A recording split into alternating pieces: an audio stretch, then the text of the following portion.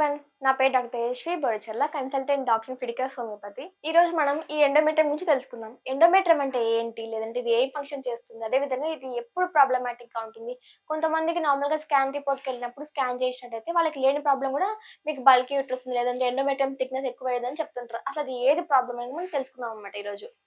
అసలు ఎండోమెట్రియం అంటే గర్భాశయం లోపలి పొర. గర్భాశయంలో 3 పొరలుంటాయి. బయట పెరిమెట్రియం, మధ్యలో మయోమెట్రియం అంటాం. లోపలిది ఎండోమెట్రియం అంటాం. ఈ పొరనే ఎండోమెట్రియం అని అంటూ ఉంటాం. అసలు ఏం ఫంక్షన్ చేస్తుంది ఎండోమెట్రియం అంటే, నార్మల్‌గా ఎండోమెట్రియం గర్భాశయంలో 2 విధాలుగా ఉంటుంది. ఒకటి బేసల్ లేయర్ అంటాం. ఒకటి ఫంక్షన్ లేయర్ అంటాం. బేసల్ లేయర్ అంటే అది ఎప్పుడు ఈ ఫంక్షన్ లేయర్ ఏదైతే ఉంటుందో అది ఫార్మ్ అయ్యేలాగా హెల్ప్ చేస్తూ ఉంటుంది. అది అతుక్కొని ఉంటుందన్నమాట గర్భాశయంకి. ఈ ఎండోమెట్రియం అనేది ఎప్పుడు షట్ ఆఫ్ అవుతుందంటే, నార్మల్‌గా పీరియడ్ టైమ్‌లో బ్లడ్ అనేది బయటకొస్తుంది. ఆ బ్లడ్ బయటకెలా వస్తుందంటే, ఏర్పడిన ఈ ఎండోమెట్రియం అనేది ప్రెగ్నెన్సీ కోసం ఏర్పడిన ఎండోమెట్రియం అనేది ప్రెగ్నెన్సీ రాకపోవడం వల్ల అది లూజ్ అయిపోయి, అక్కడి నుంచి మొత్తం షెడ్ ఆఫ్ అయిపోయి పీరియడ్ బ్లడ్ ద్వారా బయటకొచ్చేస్తూ ఉంటుంది. ఇది మళ్ళీ నెక్స్ట్ సైకిల్‌కి ఎలా ప్రిపేర్ చేసుకుంటుందంటే, ఇలా లాస్ అయిన ఎండోమెట్రియం అనేది మళ్ళీ ఓవులేషన్ టైమ్‌లో ఈస్ట్రోజన్ వల్ల ఈ ఎండోమెట్రియం అనేది పెరుగుతూ ఉంటుంది. ఈ పీరియడ్ టైమ్‌లో ఇది ఎంత లెంత్ ఉంటుందంటే వాళ్ళకి 3-4 ఎంఎంలో ఉంటుందన్నమాట. అంటే అంత థిక్‌నెస్‌తో ఉంటుంది పీరియడ్ టైమ్‌లో. ఆ పీరియడ్ టైమ్ తర్వాత ఓవులేషన్ టైమ్‌కి వాళ్ళకి 6-8 ఎంఎం వరకు ఇది పెరుగుతూ ఉంటుందన్నమాట. అంటే ఆ టైంలో హార్మోన్స్ పెరిగి ఏదైతే బేసల్ లేయర్ ఉంటుందో ఆ బేసల్ లేయర్ ఆ ఫంక్షనల్ ఎండోమెట్రియంని ఫార్మ్ అయ్యేలా చేస్తూ ఉంటుంది. దీని తర్వాత ఈ ఫార్మ్ అయిన ఎండోమెట్రియం ఏం చేయాలి? సస్టైన్ అవుతుండాలన్నమాట. అంటే ఈ ఓవులేషన్ టైంలో వాళ్ళకి ఎగ్ రిలీజ్ అయ్యి స్పర్మ్‌తో మీట్ అయ్యి ఫెర్టిలైజేషన్ జరిగిందనుకోండి. అప్పుడు బేబీ ఫార్మ్ అవుతుంది. ఆ ఫార్మ్ అయిన బేబీ ఏం చేస్తుంది? గర్భాశయం లోపల ఎండోమెట్రియంకొచ్చి అతుక్కుంటుందన్నమాట. ఈ ఎండోమెట్రియమే ఆ బేబీకి కావాల్సిన న్యూట్రియంట్స్ కానీ, లేదంటే బ్లడ్ సప్లై ఇవంతా చూసుకుంటూ ఉంటుంది. ఇలా చూసుకోవాలన్నప్పుడు ఇది నెక్స్ట్ టైమ్ అంతవరకు సస్టైన్ అవుతూ ఉండాలన్నమాట. ఈ ఫార్మ్ అయిన ఎండోమెట్రియం ఏదైతే 6-8 ఎంఎం ఉంటుందో, ఇది ఇంకా థిక్‌నెస్ అవుతూ దాని ఇంకా బ్లడ్ సప్లై ఎక్కువయ్యేలా చేసుకుంటూ ఉండాలి. అదెలా అంటే సెక్రెటరీ ఫేజ్ అంటాం. ఈ ఫేజ్‌లో ఈస్ట్రోజన్ అనే హార్మోన్ ఎక్కువగా ఉంటుంది. నెక్స్ట్ ఫేజ్‌లో ప్రొజెస్టెరాన్ అనే హార్మోన్ ఎక్కువగా ఉంటుందన్నమాట. ఈ హార్మోన్ ఏం చేస్తుంది? ఆ ఫార్మ్ అయిన ఎండోమెట్రియంని సస్టైన్ అయ్యేలాగా, హెల్తీగా ఉండేలాగా చేస్తుందన్నమాట. ఇప్పుడు వీళ్ళకి ఈ ఫేజ్‌లో ఎలా ఉంటుందంటే 15-28 డేస్ మధ్యలో వాళ్ళకెలా ఉంటుందంటే, ఈ ఎండోమెట్రియం థిక్‌నెస్ అనేది వాళ్ళకి 10-14 ఎంఎం వరకు థిక్‌నెస్ అనేది ఉంటుందన్నమాట. ఈ 10-14 అంటే కొంతమందిలో 14-16 వరకు కూడా ఉంటుంది. ఈ 2 ఫేసెస్ అనేటివి ఎలా ఉంటాయంటే, ఈ గర్భాశయం లోపల పొర మందంగా ఉంటూ, హెల్తీగా ఉంటూ, బ్లడ్ సప్లై ఈజీగా అయ్యేలాగా చేస్తూ ఉంటుంది. దీని తర్వాత ఇన్‌కేస్ ప్రెగ్నెన్సీ రాకపోతే సేమ్ మళ్ళీ ఈ ఫార్మ్ అయిన ఎండోమెట్రియం షెడ్ ఆఫ్ అయిపోతూ పీరియడ్ బ్లడ్ లాగా బయటకొచ్చేస్తూ ఉంటుంది. ఇదొక ప్రాసెస్.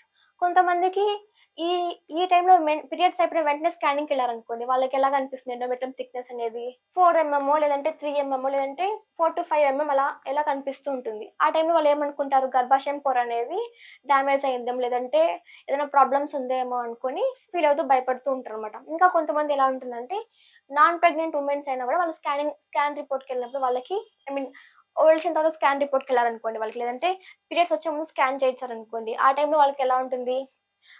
గర్భాశయం లోపలి పొర ఎక్కువ మందంగా ఉంటుందన్నమాట. అందువల్ల వాళ్ళకేమంటారు?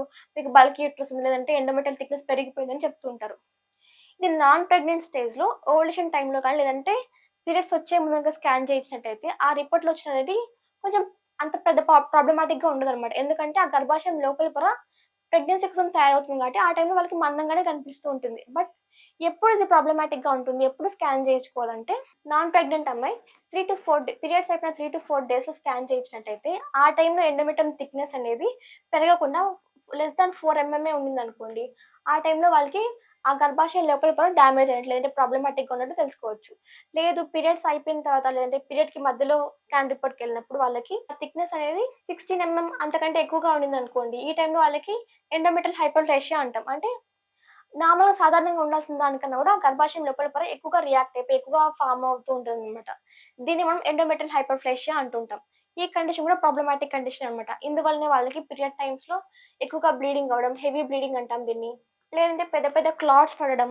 ఇంకా కొంతమందికి ఇంటర్‌కోర్స్ తర్వాత బ్లీడింగ్ అనిపిస్తూ ఉంటుంది. దీన్ని మనం పోస్ట్ కాయిటల్ బ్లీడింగ్ అంటాం. లేదంటే పీరియడ్‌కి మధ్యలో గూడా బ్లీడింగ్ అనేది కనిపిస్తూ ఉంటుందనమాట. దీన్ని మనం స్పాటింగ్ అని కామన్‌గా అంటుంటాం. ఈ అన్ని కండిషన్స్ అనేటివి ఎండోమెట్రియల్ హైపర్‌ప్లేషియా ద్వారా చూస్తూ ఉంటాం. ఎందుకు ఇలా హైపర్‌గా రియాక్ట్ అవుతుంది, ఎక్కువగా గ్రో అవుతుందంటే వాళ్ళకి ఏదైనా హార్మోనల్ ఇంబాలెన్స్ ఉన్నప్పుడు, లేదంటే మెయిన్‌గా ఈ ఫైబ్రాయిడ్స్ ఉన్న కేసెస్‌లో ఈస్ట్రోజన్ అనే హార్మోన్ ఎక్కువగా ఉంటుంది. ఎందుకంటే ఈస్ట్రోజన్ డామినెన్స్ అవ్వడం వల్లే ఆ ఫైబర్స్ ఏర్పడతాయి కాబట్టి, ఆ ఈస్ట్రోజన్ డామినెన్స్ వల్ల వాళ్ళకి గర్భాశయం లోపల పొర అనేది మందంగా ఉంటుంది. ఇంకా ఈ ఫైబ్రాయిడ్స్ ఉన్నప్పుడు ఈ గర్భాశయం లోపల పొర ఎక్కువ ఆ ఫైబ్రాయిడ్స్ వల్లనే ఈ ఎండోమెట్రియం వల్లే ఫార్మ్ అవుతాయి కాబట్టి వాళ్ళకి ఆ టైంలో కూడా వాళ్ళకి ఎండోమెట్రియం మొత్తం థిక్‌గా అయిపోతూ ఉంటుందన్నమాట. ఇంకా కొన్ని కండిషన్స్‌లో వాళ్ళకి ఏదైనా మెటబాలిక్ డిసీజెస్ ఉంటాయి. థైరాయిడ్ డిస్‌ఫంక్షన్ అంటే హైపో గాని, హైపర్ థైరాయిడిజం గాని, ఈ 2 కండిషన్స్‌లో కూడా వాళ్ళకి ఈ గర్భాశయం లోపల పొర అనేది అబ్‌నార్మల్‌గా ఉంటుంది. అంటే సరిగ్గా ఫార్మ్ అవ్వకపోవడం, లేదంటే ఎక్కువగా ఫార్మ్ అవ్వడం ఇవన్నీ ఉంటాయి. ఇంకా కొన్ని కండిషన్స్ ఉంటాయి. రిపీటెడ్‌గా డీఎన్సీ చేసినప్పుడు అంటే రిపీటెడ్‌గా గర్భాశయంని ఏదైనా క్లీన్ చేసినప్పుడు అంటే దీన్ని డీఎన్సీ ప్రాసెస్ అంటాం. డైలటేషన్ క్యూరటేజ్. ఇలా చేసుకున్నప్పుడు వాళ్ళకేముంటుందంటే ఆ గర్భాశయం ఎప్పుడప్పుడు స్క్రాపింగ్ జరుగుతుందనమాట. అంటే క్లీన్ చేసినప్పుడు ఆ అంచులనేటివి ఊడిపోతూ ఉంటాయి. అంటే కొంచెం గాయాలు రావడం ఇలాంటివి జరుగుతూ ఉంటాయి. ఇలా ఒకవేళ గాయాలు సరిగ్గా మానకపోతే వాళ్ళకి ఆ గర్భాశయం లోపల పొర పల్చగా ఉంటుంది వాళ్ళకి. దీనివల్ల వాళ్ళకి ఫ్యూచర్‌లో ప్రెగ్నెన్సీ రాకపోవడం లేదంటే ఒకవేళ ప్రెగ్నెన్సీ ఫార్మ్ అయిన రిపీటెడ్‌గా అబార్షన్స్ రావడం అనేవి కనిపిస్తూ ఉంటాయి. దీన్ని మనం ఇంప్లాంటేషన్ ఫెయిల్యూర్ అంటాం. అంటే వాళ్ళకి ఎగ్ ఫ్యాక్టర్ గాని, లేదంటే స్పెర్మ్ ఫ్యాక్టర్ గాని ఇవన్నీ నార్మల్‌గా ఉన్నాయి. బట్ మెయిన్ ప్రాబ్లమ్ వచ్చేసి ఎలా ఉంటుందంటే వాళ్ళకి గర్భాశయం లోపల పొర మెయింటైన్ చేయడంలో ప్రాబ్లమ్ ఉంటుంది. దానివల్లే వాళ్ళకి ఇంప్లాంటేషన్ అనేది సరిగ్గా జరగదు. అబార్షన్స్ అనేవి జరుగుతూ ఉంటాయి. నెక్స్ట్ ఇంకా కొంతమందిలో ఈ గర్భాశయం లోపల పొర అనేది చిన్న చిన్న బుడిపెల్లాగా ఏర్పడుతూ ఉంటుంది. ఎక్కువగా ఫార్మ్ అయ్యి ఆ గర్భాశయం లోపల పొర బుడిపెల్లాగా ఏర్పడుతుంది. దీన్ని మనం ఎండోమెట్రియల్ పాలిప్స్ అంటాం. ఇలా ఉన్నా కూడా వాళ్ళకి పీరియడ్ సమయంలో ఎక్కువగా బ్లీడింగ్ అవ్వడం, స్పాటింగ్ రావడం, కడుపు నొప్పిగా అనిపించడం ఇవన్నీ ఉంటాయి. దీని తర్వాత ఇది స్కాన్ రిపోర్ట్‌లు ఏదైనా కూడా పీరియడ్స్ అనేటివి ఎప్పుడు స్కాన్ రిపోర్ట్ చేయించుకోవాలంటే ఎప్పుడైనా పీరియడ్ టైమ్‌లో ఎక్కువ బ్లీడింగ్ అవుతున్నా, లేదంటే పెద్ద పెద్ద క్లాట్స్ పడుతున్నా ఈ టైమ్‌లో స్కానింగ్ అనేది అవసరం అన్నమాట. అది ఎప్పుడు చేయించుకోవాలి, ఎన్ని రోజులు చేయించుకోవాలంటే పీరియడ్స్ అయిపోయిన 3-5 డేస్ తర్వాతనే స్కాన్ రిపోర్ట్ అనేది చేయించుకోవాలి. ఆ టైంలో కనుక ఏదైనా అబ్నార్మల్స్ అనేటివి ఈజీగా డిటెక్ట్ చేయొచ్చు. ఇంకా చాలా మంది ఎండోమెట్రియల్ పాలిప్స్ అని లేదంటే ఫైబ్రాయిడ్స్ అని భయపడిపోతూ ఉంటారు. ఇలాంటి కండిషన్స్‌కి వెంటనే సర్జరీ చేయించుకోవడం అంటే గర్భాశయం మొత్తం తీపిచ్చేసుకోవడం, లేదంటే ఆ ఫైబ్రాయిడ్ రిమూవల్ మయోమెక్టమీ సర్జరీ చేసుకొని చేస్తుంటారనమాట. ఇలా చేయడం వల్ల వాళ్ళకి ఏమవుతుంది, కేవలం ఫైబ్రాయిడ్స్ మాత్రం రిమూవ్ చేస్తూ ఉంటారు వాళ్ళు. మళ్ళీ ఆ ఫైబ్రాయిడ్స్ అనేటివి అదే ప్లేస్‌లో మళ్ళీ కొంత తర్వాత మళ్ళీ ఫార్మ్ అవుతుంటాయి. లేదంటే రిపీటెడ్‌గా ఈ గర్భాశయం క్లీన్ చేయడం వల్ల ఆ గర్భాశయం ఇంకా డ్యామేజ్ అయిపోతూ ఉంటుంది. ఇవన్నీ లేకుండా బెస్ట్ ట్రీట్మెంట్ ఏదైనా ఉన్నట్టయితే అది హోమియోపతి అన్నమాట. హోమియోపతి ఎలా యాక్ట్ చేస్తుంది? గర్భాశయం లోపలి పొర స్ట్రెంథెన్ అయ్యేలాగా, అది ప్రెగ్నెన్సీని క్యారీ చేసేలాగా, కొంతమంది ఆ థిక్‌నెస్ తక్కువగా ఉంటుంది. ఆ థిక్‌నెస్ తక్కువగా ఉన్నప్పుడు బేబీకి బ్లడ్ సప్లై సరిగ్గా అవ్వదు.